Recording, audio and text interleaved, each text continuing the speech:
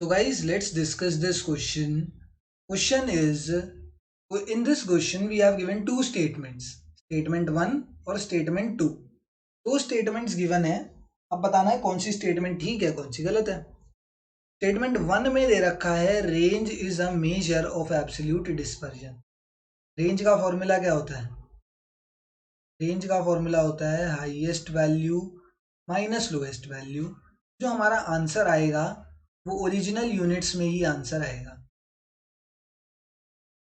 Original units या original value में ही answer आएगा. जैसे मेरी हाईएस्ट वैल्यू, मुझे मार्क्स दे रखे हैं, स्टूडेंट्स के बच्चों के मार्क्स दे रखे हैं, तो 20 मार्क्स हाईएस्ट हैं एंड लोएस्ट मार्क्स 5 हैं.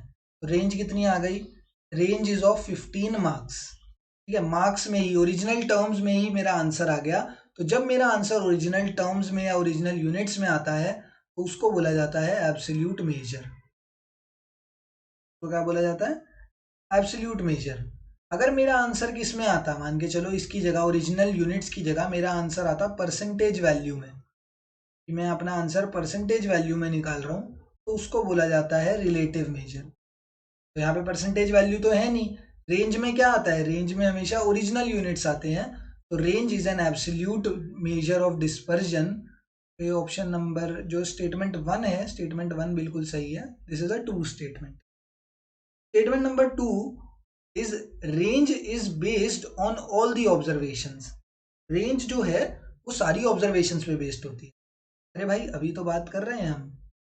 रेंज का फॉर्मूला क्या है? Highest value minus lowest value. तो जब ऑब्जर्वेशंस मेरे पास ये हैं 2 3 4 5 7 8 ऐसे करके इतनी सारी ऑब्जर्वेशंस है, बट मुझे रेंज के लिए कौन सी चाहिए? एक लोएस्ट वैल्यू चाहिए, एक हाईएस्ट वैल्यू चाहिए. सिर्फ दो वैल्यूज से मुझे लेना देना है, एक हाईएस्ट एक लोएस्ट. ये बीच वाली वैल्यू का कोई रोल नहीं है इन केस ऑफ रेंज.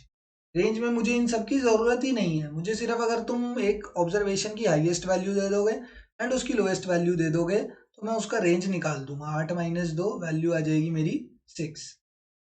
मेरे को उसकी मिडल टर्म्स या जो उसकी सेंट्रल वैल्यूज हैं उससे कोई लेना देना नहीं है. मुझे एक्सट्रीम वैल्यूज चाहिए, हाईएस्ट वैल्यू और लोएस्ट वैल्यू, और मेरा रेंज का आंसर आ जाएगा.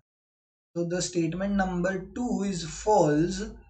That is range is based on all the observations. This statement is false. Range is based on only the extreme observations. सिर्फ एक्सट्रीम ऑब्जर्वेशंस पर depend करती है रेंज, सारी ऑब्जर्वेशंस पर डिपेंड नहीं करती. Option number 3, that is statement 1 is true and statement 2 is false, is the correct answer here. ठीक है, ऑप्शन नंबर 3 हमारा सही आंसर होगा, क्योंकि स्टेटमेंट 1 सही है एंड स्टेटमेंट 2 गलत है ना.